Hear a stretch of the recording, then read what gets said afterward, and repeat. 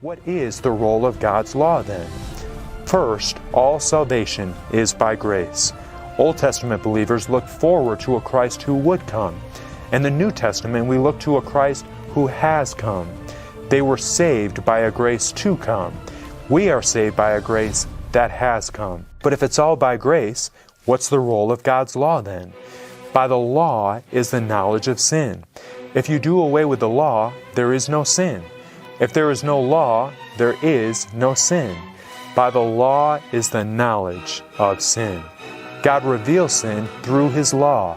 Paul says in Romans 7:7, I would not have known sin except through the law. For I would not have known covetousness unless the law had said, you shall not covet. If you break God's law, it is sin.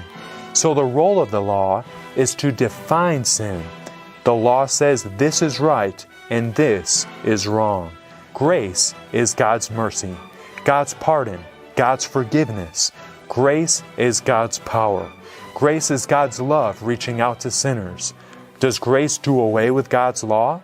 If I am saved by grace, does that lead me to break God's law? Do we then make void the law through faith? Certainly not. On the contrary, we establish the law. Paul says, don't think we do away with the law by faith through grace. We establish it. We keep it. People who are saved by grace are obedient. Do not think that I came to destroy the law or the prophets. I did not come to destroy, but to fulfill. Jesus didn't come to do away with the law. He was the living law. And somebody came to Jesus once and tried to trick Him. A lawyer came and asked, Teacher, which is the great commandment in the law? Jesus said to him, You shall love the Lord your God with all your heart, with all your soul, and with all your mind.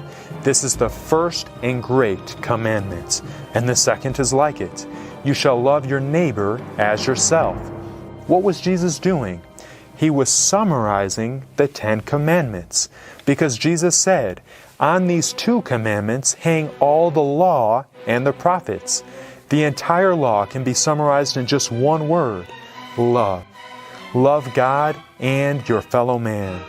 Jesus summarized the first 4 commandments with love to God, and the last 6 commandments with love to our fellow man. Each of the 10 commandments is still binding today, and keeping each of them is an act of love. Jesus was saying, if you love fully, you will love God. If you love fully, you will love your fellow man. Love always leads to obedience.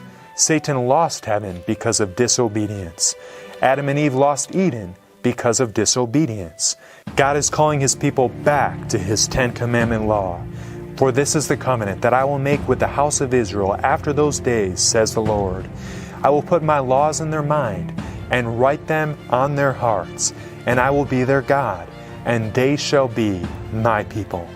God says, I'm going to put my law in your mind.